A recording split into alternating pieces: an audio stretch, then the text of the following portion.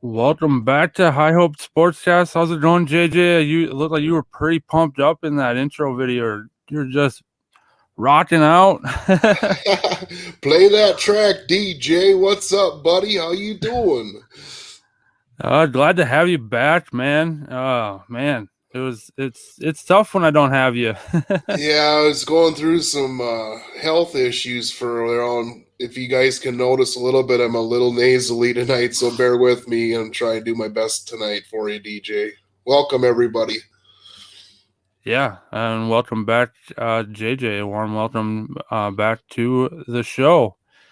So the first thing is first, before we dive into the Super Bowl, I know that's the big thing here, but we did not get a chance to cover the NFL Honors Award winners and kind of compare our picks from what actually took place for those awards. So we will just kind of go through and see who got them and see how close we were with our picks.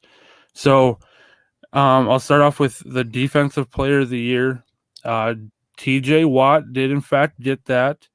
And it looks like me and JJ both picked that guy, so we got that one right, buddy. 1 for 1, DJ. 1 for 1. And Offensive Player of the Year was my boy Cooper Kupp. And JJ picked him, and I picked Jonathan Taylor for that. So JJ got that one right. All right, 2 for 2. And then Offensive Rookie of the Year, we both picked Jamar Chase. And that, in fact, was true. He was the real winner for that. So we both got that right. And it was kind of obvious that he was going to get that award. So, and then Defensive Rookie of the Year, it was Micah Parsons. Surprise. And we both picked that guy, so we got that one right. Jeez. Maybe the people who picked the winners, maybe they are secretly watching the show too. Wouldn't that be nice? Right. And then Comeback Player of the Year. I picked Dak Prescott, and I know back when we did the awards show, we both kind of said it was between these two. It was kind of a toss-up. It did go to Joe Burrow, and that's who JJ picked. So JJ got that right. And we did the fantasy player of the year, but they don't do that. Just to recap, I picked Cooper Kupp for that, and JJ picked Josh Allen, but they don't do that at the real NFL honors. So the coach of the year, it did go to the coach of the Tennessee Titans, Mike Vrabel, and we both picked that guy. Yes. And so we got another one right. And then going to the MVP, I still really think that Cooper Kupp definitely deserved it. Definitely should have gotten it. Should have been the first year that a wide receiver got the MVP, but quarterbacks get it all the time. I don't quote me on this, but I think the last time a quarterback did not get the MVP was 2012 when Adrian Peterson got it, and he's a running back. Yeah, I think that's 100% right, DJ. So I picked Cooper Kupp for that award, and JJ picked Aaron Rodgers, and it was Aaron Rodgers from the Green Bay Packers. Boo! Cheesehead. So I'm looking at all of JJ's picks. I'm pretty sure you got 100% of them right. No way. Yeah. TJ Watt, Cooper Kupp, Jamar Chase, Micah Parsons, Joe Burrow, Aaron Rodgers, Mike Vrabel. You got them all right, buddy. Wow. I mean, thanks, DJ, putting that show together back in, I don't know when we did that. Was that December? It was a couple, it was like 2 weeks out of the regular season, I believe. Yeah. So I just kind of took what we talked about offline and did some research on my own on statistics, and I found that, in retrospect, I too wish Cooper Kupp would have got the MVP. He, after what we talked about off the air here, what a season, bro. MVP, Super Bowl champion. What a way to go out. And I was going to keep this for later in the episode, but since we're talking about Cooper Kupp now, obviously he'll be mentioned a little later too. Just what kind of season he actually had. So he won the receiving triple crown, and that's receptions, yards, and touchdowns. He led the league in all three of those categories. He won Offensive Player of the Year, which we just covered. He won the Super Bowl MVP, and obviously a Super Bowl champion. And the crazy note on this is Jerry Rice was the only other wide receiver in the NFL, in the history of the NFL, to do all of those things in an entire career. Cooper Kupp did all this in one season, dude. Mind blowing, DJ. Mind blowing. That's impressive. That right there, dude, I don't know. It gives me chills just talking about it right now. But that right there, something that it took Jerry Rice an entire career to do, and Cooper Kupp did it in one season. How can you not give this guy the MVP award? It still ticks me off, especially after seeing this. To get that kind of an accomplishment that took one of the Hall of Fame wide receivers an entire career to do, and you did it in 1 year, and you don't get the MVP, what the hell?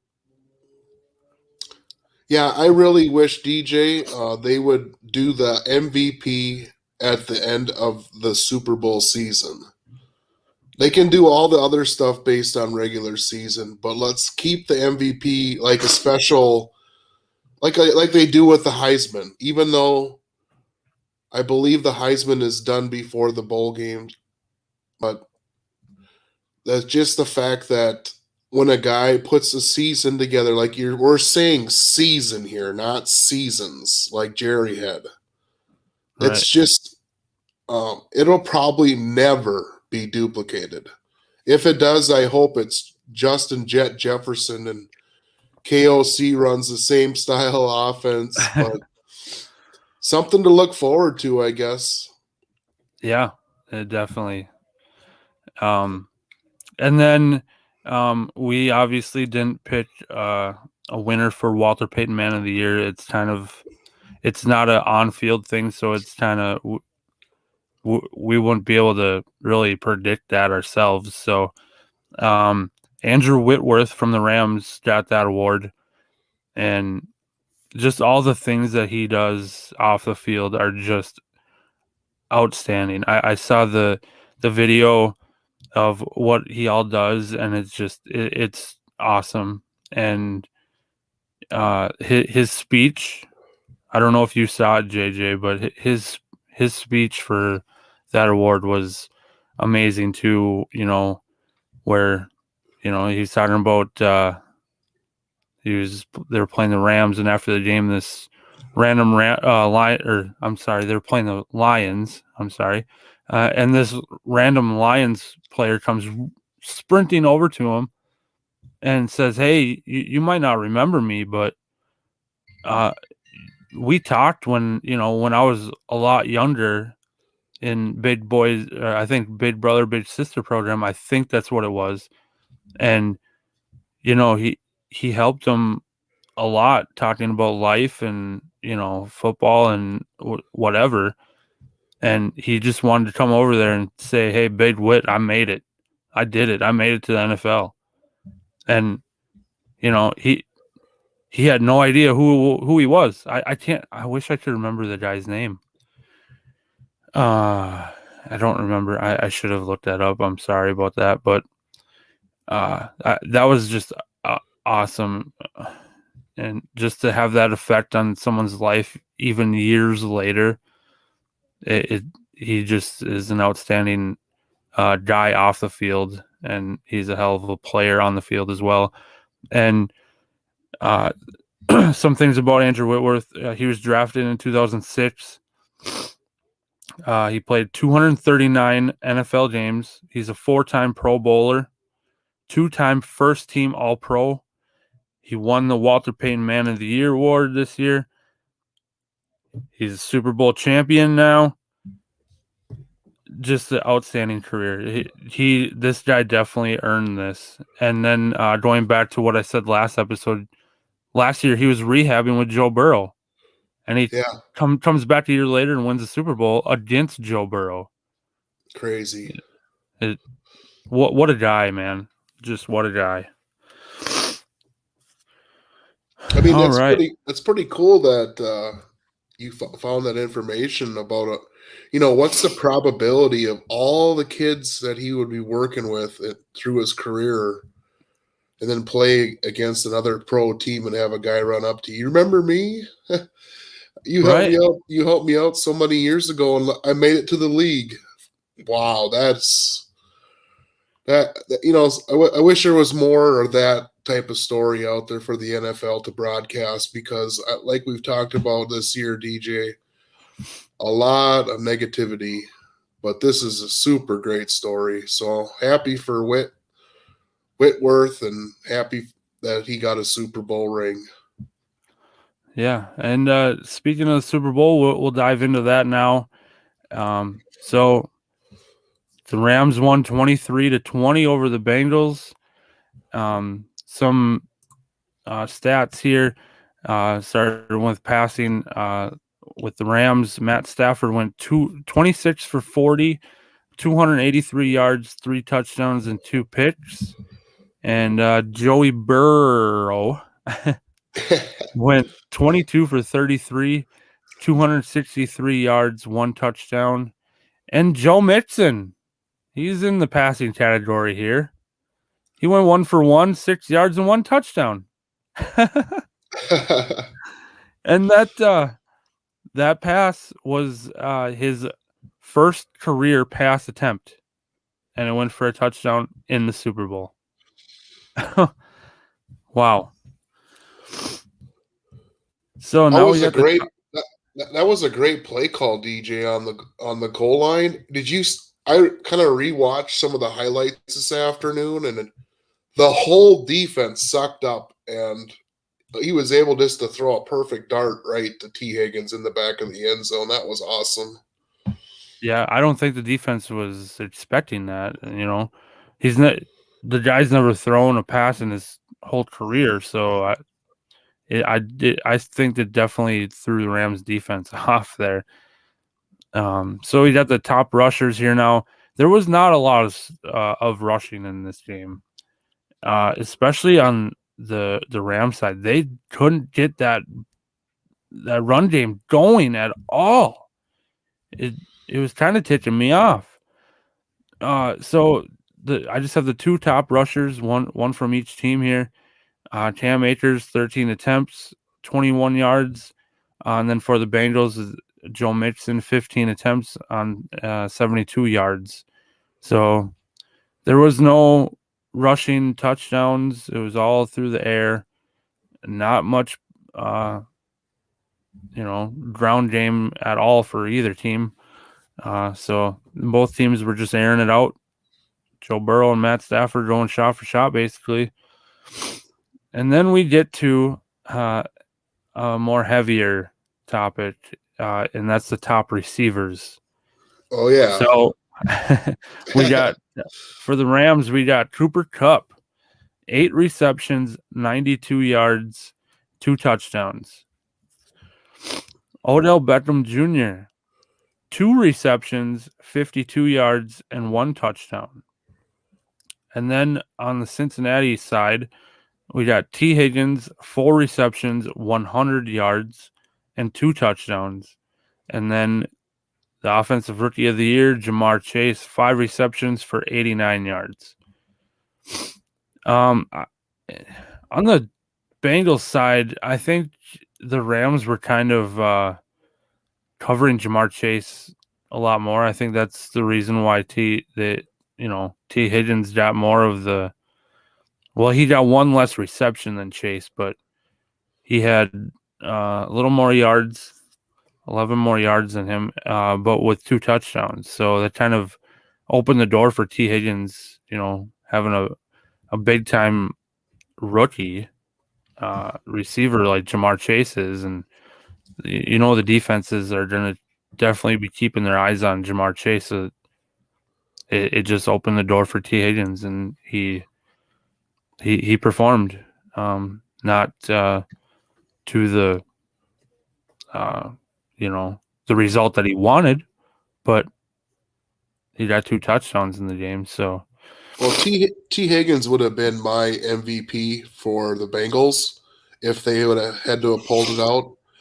But Jalen Ramsey, the cornerback number 5 for the Rams, he had his worst game of his career against the Bengals, and the Rams still won. Yeah, he was falling down a lot. I don't know what was wrong with that turf, but I'm pretty sure it was new. It just, with the sun being in there and it being warmer, maybe it just had a different effect on the footing, because I noticed a lot of guys were slipping around out there, especially the guys that were doing quick moves. Yeah, and I did see something that that last play when Aaron Donald hit Joe Burrow on that 4th down. You see it from a point of view of down the field more, and I believe it was Ja'Marr Chase. He had Jalen Ramsey on the ground. He fell over again. Ja'Marr Chase was wide open down the field. Yeah. So if Aaron Donald wasn't in Joe Burrow's face, it was going to Ja'Marr Chase down the field for a touchdown. There was no one out there with him. You could see Ramsey down on the ground. Jeez. So if it wasn't for Aaron Donald, that play right there would have been a touchdown, and probably, would have won the game for the Bengals. Was that the 4th quarter? Yeah, that was the last play of the last drive for the Bengals. Yeah. I guess, you kind of exchanged ideas that you wanted to see your boy Cup get the ring, and I kind of wanted to see Joe Burrow get the ring. I even changed my profile pic on Facebook to Joe Yeah, Shiesty. I saw that. Yeah, so actually, DJ, that was one of. I was going to let you know that was viewed 112 million views for the Super Bowl, which is the best it's been in 5 seasons. I mean, to be honest, I think it's probably because there's no big name quarterbacks. There's no Tom Brady. There's no Aaron Rodgers. There's no Patrick Mahomes for that matter. There's 2 quarterbacks and 2 teams that don't really get to the Super Bowl very much. So, and to be honest, I think this is probably one of the best Super Bowls I've watched in I don't know how many years. Well, you definitely watched till the end. Oh, yeah, definitely. Even though, when Seattle blew out Denver a few years back, I still watched to the end. Oh, you like Seattle back then. Yeah, I did. You like Russell number 3, remember? Yep. And then when Denver and Carolina were playing each other, I was all for the Panthers and all for Cam Newton. And they annihilated the Panthers. I still watch to the end. I mean, it's a Super Bowl. You got to watch to the end. Yeah, I mean, it's the one game of the year in football where you're going to watch because of probably A, the halftime show, and B, the commercials, if the game's out of control. Right. But I mean, this game, it was 17 to 10. And I thought, well, the Bengals got the lead. And the second half, they start out with a touchdown deep. And I believe, wasn't that to T. Higgins on Jalen Ramsey? And he fell down there too? But did you see T. Higgins rip the face mask on Jalen Ramsey to throw him by? Oh, dude, don't even get me started on that play. I was so livid. Oh, my God. How can you not call that in a big game? That was blatant. I didn't think it was that obvious watching it live, but when they replayed it, yeah, that's a fundamental, reffing situation. How more obvious can it get? That was a complete face mask. He turned his head around like a whole, he did 180 degrees, yeah. Yeah, he could touch his chin on his shoulder, basically. And it was just ridiculous. I noticed that. It's like that could have changed a lot of the second half in favor of the Rams. But I think in a way, it might have hurt the Bengals scoring that fast. And then the next play after the kickoff was an interception by Awuzie off a deflection. So then they didn't score any points off that play. Right.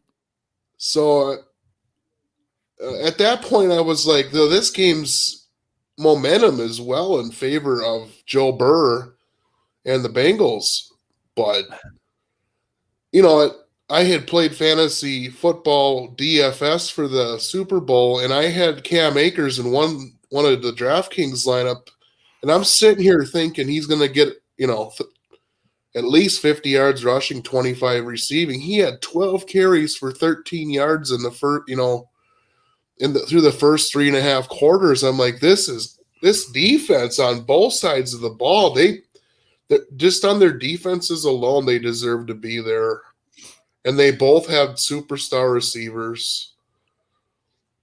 But I would, if I would have been the Bengals, I would have been giving Joe Mixon the ball. He was playing so damn hard for the Bengals, and then throwing it on 4th and 1 to Pirine. What kind of play call was that? Yeah. I guess I don't know. There's a couple things the Zach Taylor and his coaching crew probably would like to have done over again.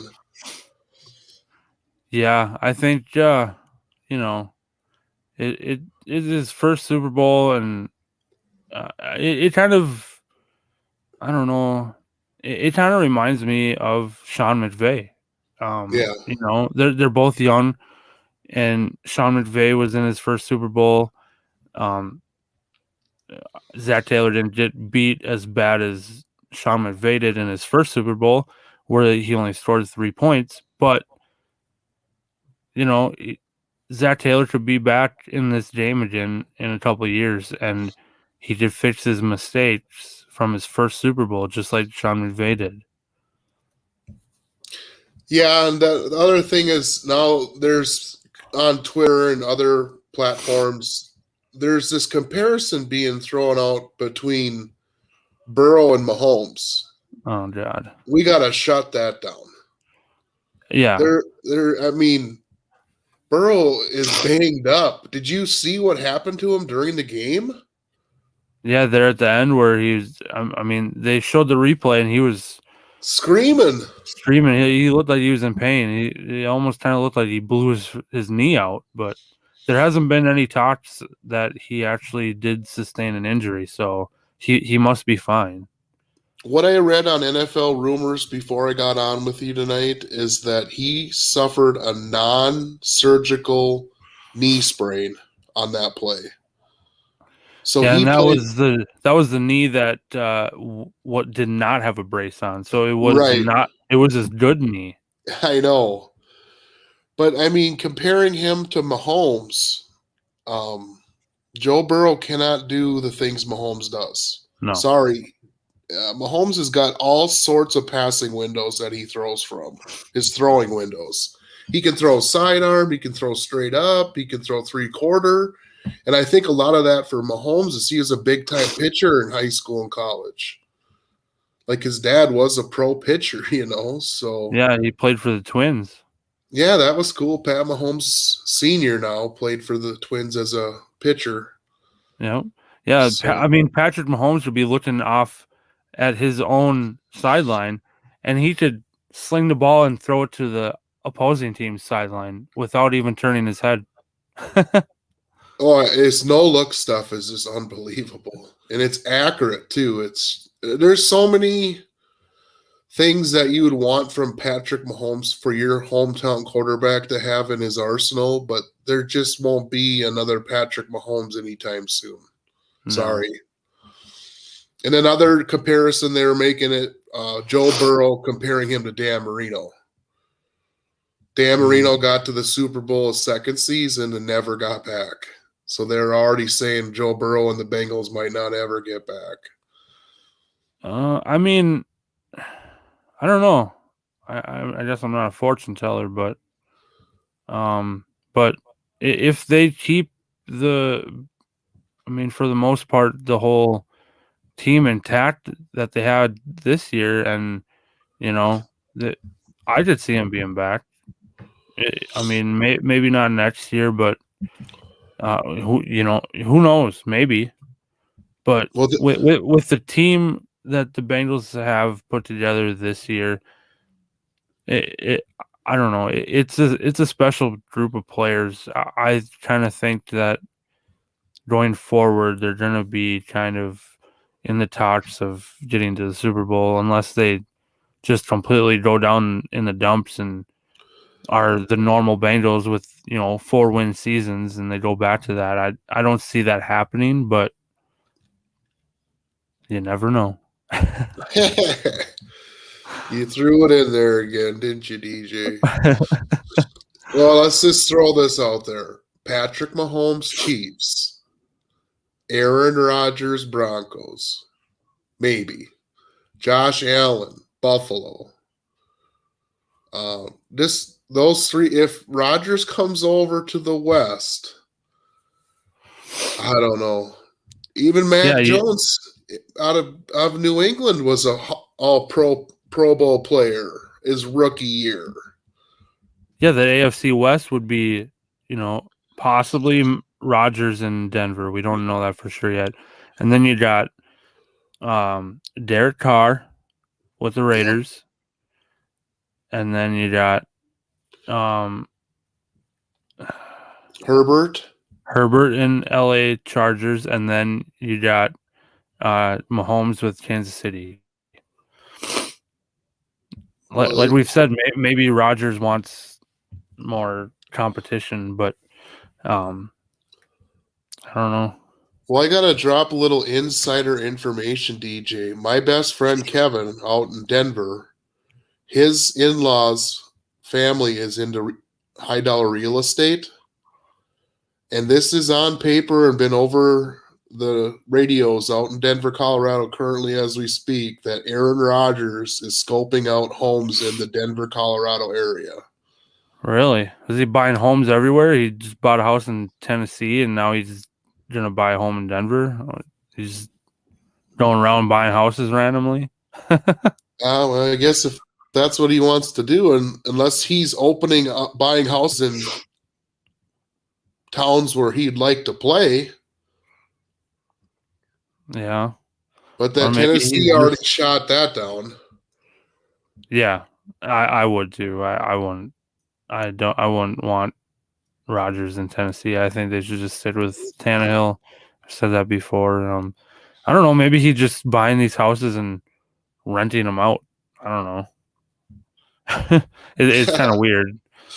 Yeah. But we kind of got off track. We'll get back to the Super Bowl here.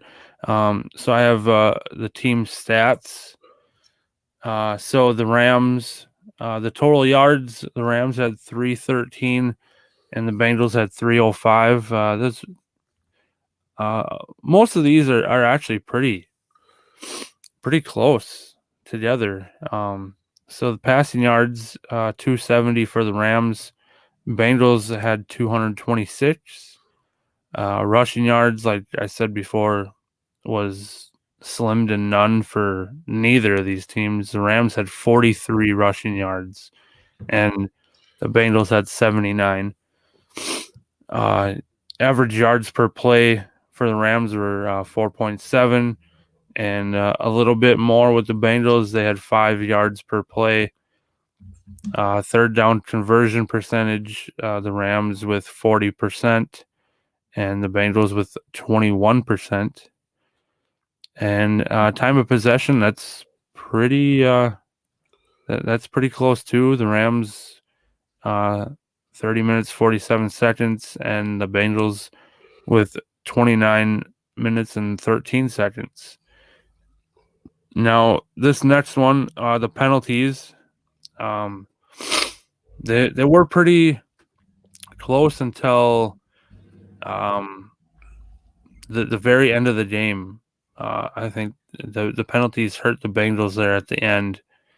So the Bengals had 4 penalties altogether, and the Rams only had 2.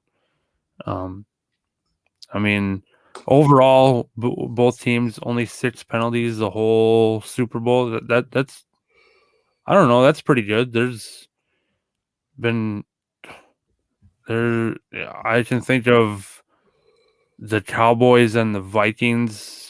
I think both had at least one game this season where they had 14 as one team in one game. Wow. So to go one game with both teams at 6 penalties altogether, that's pretty good. Say, DJ, did you have the sack total? I know the Rams had at least 6 sacks. Oh, no, I did not look that up. I can try and look that up now. Well, I got the Rams. I got it pulled up. It's the Rams had 7, and their big addition, Von Miller, had 2. Of course, Aaron Donald, the beast, probably the best D tackle ever to play, had 2. And then Ajon Robinson had 1, Leonard Floyd had 1, and Jones had 1. That was 7. Do you think that's the difference in the game? because everything else was so close. The difference in the game, so the X factor I said in the last episode, I had Von Miller, but I was wrong. But it was defense. I've been praising the Rams defense this whole postseason, and man, the difference in this game, one guy. I mean, it was the whole Rams defense, but in all reality, it was one guy, and that guy's name is Aaron Donald. Number If 99. it wasn't for Aaron Donald, I don't think the Rams would have pulled this out. Wow, that's a huge statement on that game. And I have to agree 100%. Have you ever just sat back and watched the D-line when he's in the middle or on the edge and how much penetration that dude gets?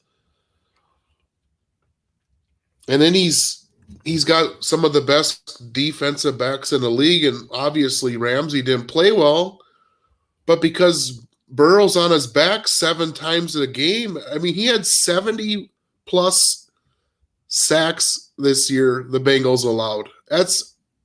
And they made it to the Super Bowl? Yeah, I saw that. I think it was like tied for 3rd in the NFL. Yeah. Yep. 70 sacks? I mean, could you imagine if Kirk Cousins took 70 sacks? Oh, God. Oh, my. How many fumbles and interceptions would there be? Let's not go there.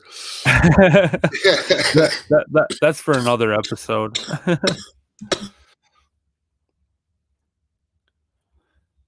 All right. So, just a quick thing about OBJ. He was injured in the second quarter. It was non-contact. His knee kind of buckled. Ever since he went out of the game there in the second quarter, that it kind of took the momentum away from the Rams. It definitely looked like the Rams were in some deep trouble after he left the game. That's how big of an impact this guy has made on this team, and he didn't even play a full season with this team. I tell you what, DJ, when he caught that touchdown, didn't he remind you of his young old self? Back with the Giants? Yeah, the way he rose above the defender, clamped onto the ball. I mean, there's 2 people I feel bad for on the Bengals. Number 1, Eli Apple. He had to cover Cooper Kupp all game, and he got destroyed. And the other one was Joe Burrow because of the sacks. You take 7 pass drops away due to sacks, and basically 2 guys in Von Miller and Aaron Donald. They're lucky they had a trick play. They're lucky that Jalen Ramsey wasn't flagged, or it could have been 23-10 LA very easily. I think LA outplayed them. How about you? Oh, by far, yeah. Both offense, defense, I mean, all phases. I'm not saying that the Bengals played horribly, because they didn't. It was, it was a 3-point game, but the Rams ultimately, they wanted it more, and that's what it comes down to. That, and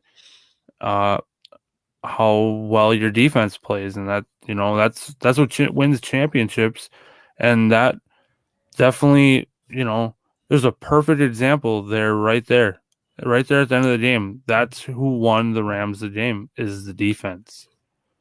They put it on their defense, and boy, dang it, did they ever come through at the end. Yep, I just watched a video on Instagram, about an hour before we started here, and it was a video of Sean McVay on the sidelines. He was mic'd up, and it was right before. It was either right before that last Bengals drive, or it was right before that 4th down.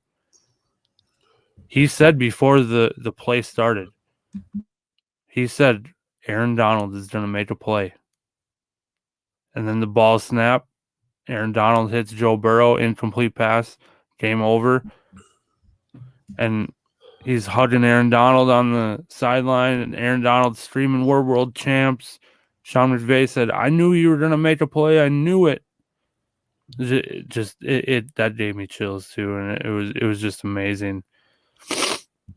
It's just cool, DJ, that you mentioned that. It just shows that the coaches really know their players. When you're mic'd up like that, he wasn't doing that for show.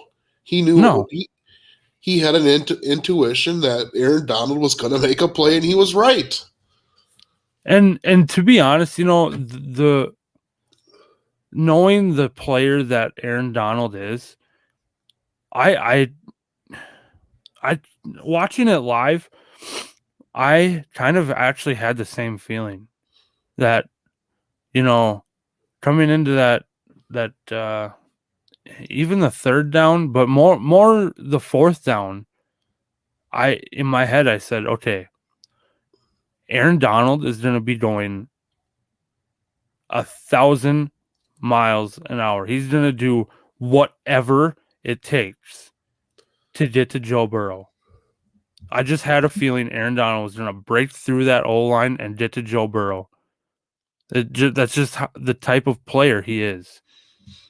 I mean, I don't know how else to describe it, but I mean, I was right. There he was in Joe Burrow's face. And, that's kind of the same feeling that Sean McVay had as well. And he was right, too. Aaron Donald made the play. Exactly. And Aaron Donald finally got one of these. Oh, is that a Chiefs ring? No, it's a Super Bowl ring. Dang, where'd you get that? Off of a cupcake. Oh, cool. I was going to say, speaking of the two, Sean McVay, who's 36, and Aaron Donald, have you heard about the two rumors floating around about each of them guys? Yeah, the rumors about Aaron Donald might retire. Yep. I don't personally think he will. Yeah. I that's just my opinion. He's not even 30 yet. Why would the people start throwing that out there? Well, apparently that's what he said, is that if he wins the Super Bowl, that it's a possibility that he would retire. And I think I don't remember where I heard it, if it was on a podcast or whatever, but someone asked him, I think yesterday, about retirement, and he said, I'm just kind of living in the moment. I'm not gonna think about that right now. I'm gonna take my time. With all those questions, I mean, he brought it on himself for bringing it up right before the Super Bowl, but for people to go out there and ask people questions like that, it's like, okay, this guy just won the Super Bowl. Let him celebrate. Let him, I know. It's the same thing in the NBA too, with the older veterans that are superstars. If they like Garnett, he's just going to walk off into the sunset. That's what you want to hear out of all these superstar vets that, like Brady last year. It was mentioned, but the one I want to mention is Coach Sean McVay. How this ties into us being Viking fans is KOC would be the number one candidate. Now they're saying McVay's going so hard at this young of age that the doctors and medically they recommend he slows down. Before the Super Bowl, he told the reporters that he was committed and excited to continue coaching in 2022. Now, after he won the Super Bowl, the question was asked, and kind of like you just said, DJ, I got to take some time. I got to enjoy this. It's like media sometimes is grabbing for things that don't really exist. The right? guy already told the media he wants to coach in 2022. Now all of a sudden there's a lot of articles floating around about him retiring or going to be a media mogul. I don't know. Yeah,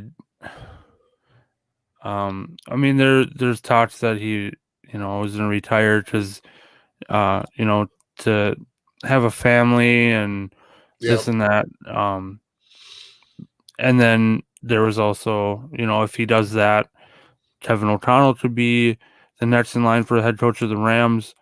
I'm not gonna necessarily squash that, but I was gonna mention it earlier, but we were on a different topic. I did just get a notification about 25 minutes ago from my NFL app, and it says just in, the Vikings are finalizing a deal with Rams OC Kevin O'Connell to become Minnesota's next head coach. Oh, thank you. We got a Super Bowl offensive coordinator, dude. Isn't that exciting a little bit, DJ? Oh, definitely. Oh, But I mean, I'm not gonna say it's official yet. It says that it's finalized. They're finalizing it. There's also, I heard a rumor that they could introduce him as the new head coach on Thursday. I don't know if that's the accurate day or not, but that's what I heard too, DJ. I can verify that. That's been announced on Bally Sports North, WCCO, and a bunch of places on YouTube already came out with that. But the thing of it is the parade's tomorrow, DJ. yeah. The Super Bowl championship LA Rams parade. Did you see LeBron was trying to get weaved into that parade somehow? No, I didn't hear about that, but it He was doesn't gonna, surprise me. yeah, he was gonna try and get the 2020 squad to roll with the Rams in the 2022. So I was like, why would you, LeBron? He needs to retire. Well, even after he retires, he's still gonna do this crap. Like, dude, you are not part of the Rams. Why are you? Yeah, you play in LA, but you're a Laker. You play Right. basketball. Oh yeah, he was at the game maskless, and they were going off. I don't know where you're at in the topics, but what do we got next, DJ? It was just about Sean McVay. He is the youngest coach to ever win a Super Bowl in NFL history. At age 36, I believe that's how old he is. I thought he was older than that. I thought he was just mid 30s when he was hired, but he must have been 30. That would have made him 30, around 31 when he got hired then, because he's been with the Rams for 5 years. Yeah. So, yeah, 36 years old and Super Bowl winning coach. That is just crazy. I mean, I'm 32, so 4 years from now, I could have been a Super Bowl coach. It's just crazy to think about. He's only 4 years older than you, DJ. Yeah, I'm 32. He's 36. Wow. Yep. Well, you got time then, DJ. You got 4 years to get in the mix. Right. I don't know about that. So, and then the next thing is Cooper Kupp, my boy, got the MVP of the Super Bowl, and his stats again are 8 receptions, 92 yards, and 2 touchdowns. I feel like Aaron Donald could have been the MVP. I don't know, maybe it was too late for people to vote for him, as he kind of made his MVP performance, I guess, at the very last minutes of the game. But then again, Cooper Kupp had 2 touchdowns, and without Cooper Kupp, and then Odell going down, I don't see that offense finding a way to win the game. So I do agree with the MVP pick in Cooper Kupp. But I do feel like Aaron Donald deserved it as well. Maybe they should have had a co-MVP, Cooper Kupp and Aaron Donald. Oh yeah, most definitely. Otherwise, they should go back to an offensive and defensive MVPs. They used to do that for Super Bowl? Yeah. Huh. All right. So the next thing, quickly, halftime show thoughts. I'll let you go first, JJ. What do you think about that halftime show? Well, it took me back 20 years. I just can't believe all those performers. The big highlight for me, I was a huge 50 Cent fan growing up in the early 2000s. And seeing him, he looked a lot different now. Father Time's catching up with most of them guys. But honestly, the under 50 crowd loved it. And anybody that didn't like rap hated it. Yeah. So I thought it was back. Yeah, it was the first thing I was like, oh yeah, here we go. Yeah, it definitely took me back to, my childhood and, not just my childhood, but, just the younger years, I guess, early 20s. And I listened to a lot of, especially a lot of Eminem, back in my younger days, not to talk like I'm old or anything, but when I was younger, I listened to a lot of Eminem. So that was my favorite part of the halftime show is seeing Eminem come out. I think he should have got more time. Yes, I was just gonna say that. But I did predict the song that he was gonna sing. I did say "Lose Yourself," and that's the only song that he did. So, but seeing Snoop out there and Dr. Dre and Mary J. Blige and Kendrick Lamar, Eminem, and then a special guest with 50 Cent hanging upside down. I wonder how long he was hanging there for. Well, you were right about another thing too, DJ. You guessed the color of the Gatorade dump. Yeah. I listened to that on the last episode, and that was pretty cool. You had some of those, what do they call them? When you're gambling, are they not promos, but I can't think of it right now. But anyways, where you bet on things like who's going to win the coin toss, who's going to win the game, what color the Gatorade's going to be, what's the final score going to be. I think they're called prop bets is what they're called. Oh, okay. Yeah, so you would have did pretty good on those. Yeah, and I don't think there's a lot of people saying that was the best halftime show ever. It was good. Don't get me wrong. It was amazing, but in my honest opinion, it was not the greatest.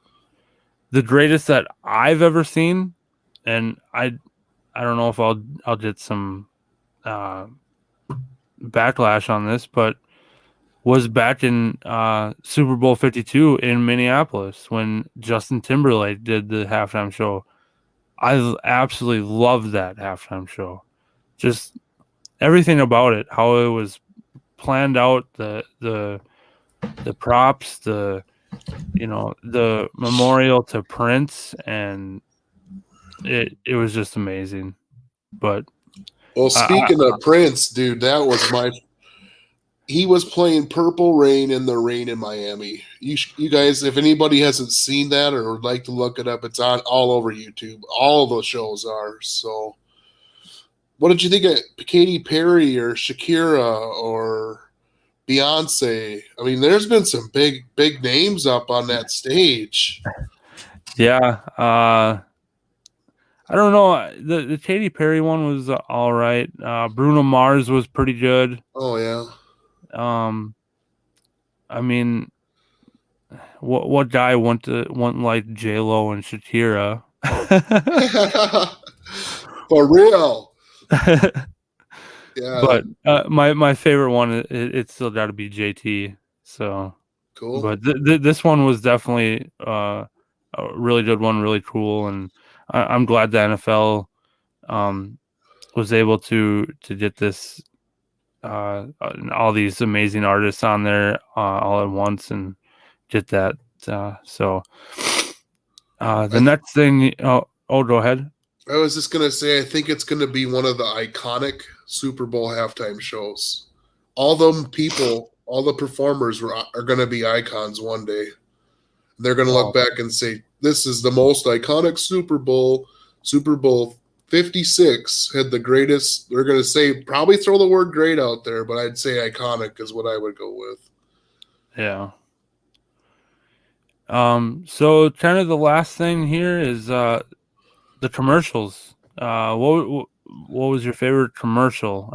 Mine was, I believe it was just an NFL commercial where the two kids were playing video games on the couch, and the all of a sudden the football comes through the TV, and they're like, "Oh, what?" And then all the players come out, just sit there and they scream, and then the players just start playing football around the house, breaking stuff.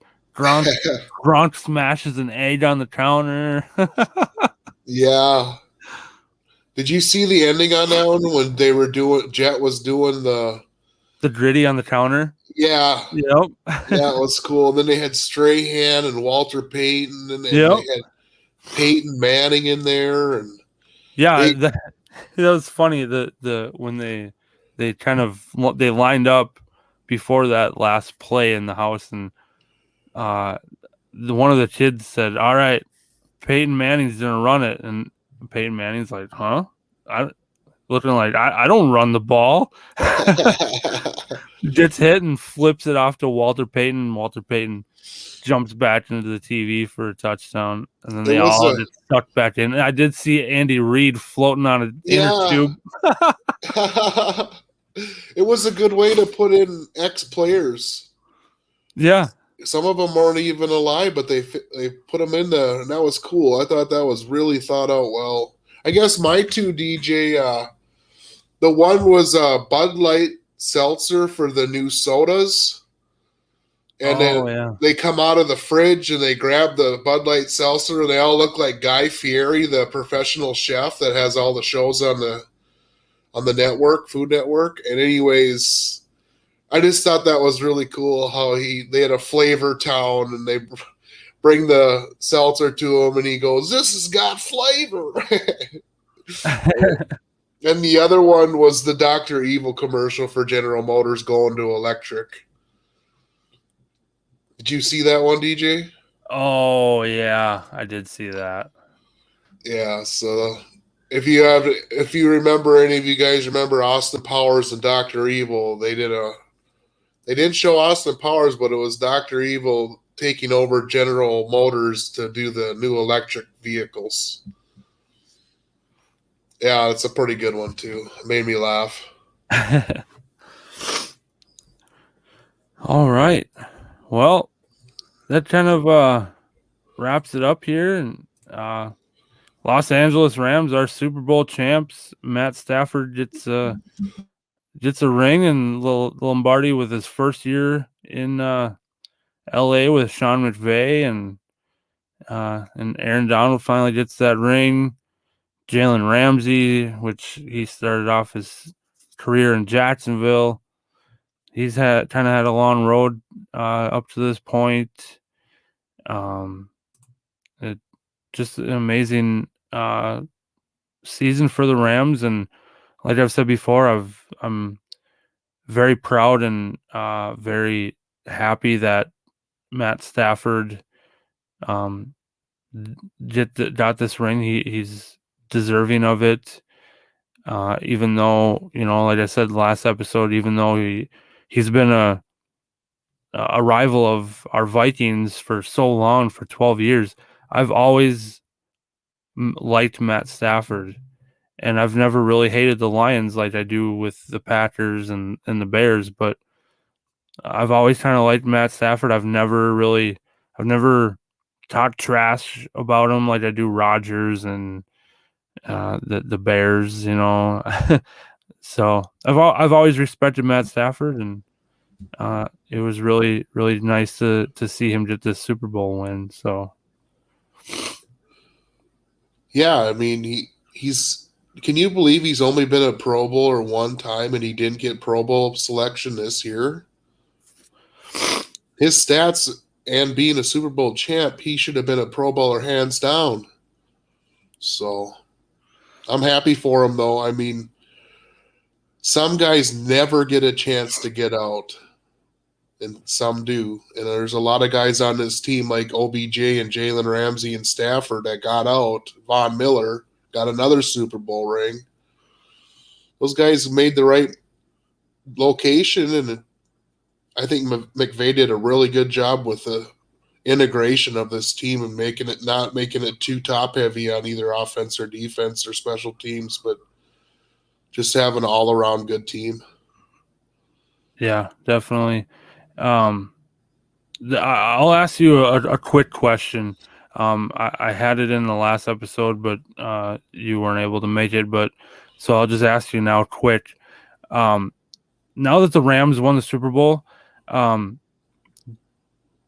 you think Matt Stafford goes to the Hall of Fame?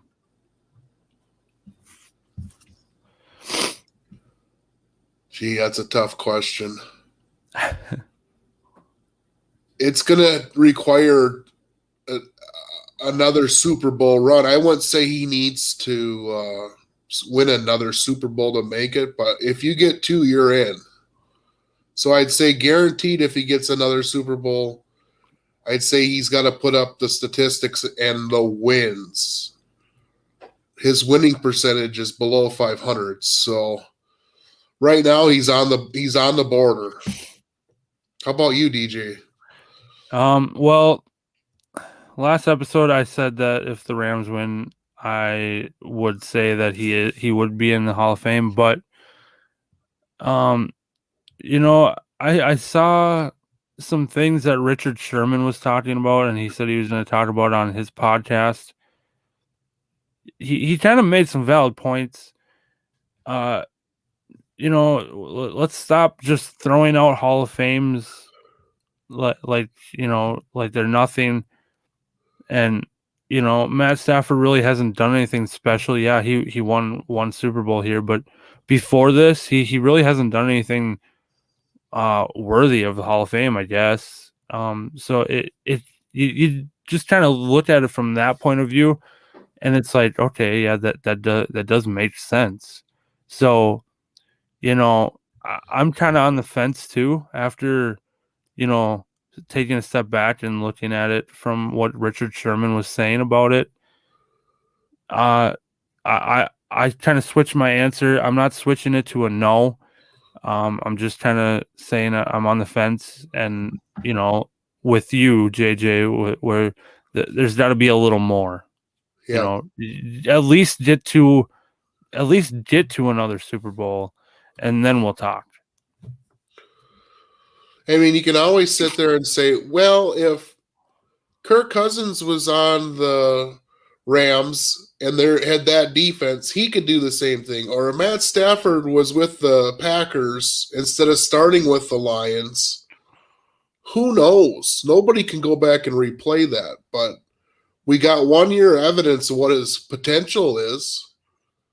So he's got at least 4 or 5 years to go, DJ. He's the same age as Kirk. Yeah. Same draft. Stafford was a first round pick. Kirk was a third round pick. And unfortunately, because Stafford started out on a crappier team, his winning percentage is lower than Kirk. Kirk's about 500, 59, 59, and 2. And I believe Stafford's 10 games under 500. But I don't know. You could go round and round on that, DJ, with a lot of people, and you'll get a lot of different answers. Right. Yeah, that's true. Well, all right. Well, that wraps up our Super Bowl recap episode. So we'll wrap it up here, and like we always say, go make sure to like, follow, and subscribe to our social media pages and our YouTube channel. Just like the ticker is down there. The link is in the description. Click on that. All of our links will pop up for you. So you can go check us out on all those. And if you didn't get if you didn't catch the whole episode, you just want to listen to it, we'll have audio only out tomorrow morning on all the most of the major podcast platforms. So you can listen to us, or you can just go back and rewatch this video. So, our next episode, I'm not quite sure where we'll take the show from now. I think we'll just kind of cover the new NFL news as it comes in. We might go down to 1 day a week, but I'm not quite sure exactly when that will be. So we'll still try and get a show in on Thursday night, and hopefully we'll be covering some Kevin O'Connell official Vikings head coach news in that episode. So stay tuned for that, and check us out in our next episode. So this is DJ and JJ from High Hope Sportscast, and we'll catch you in the next episode. See ya. Peace.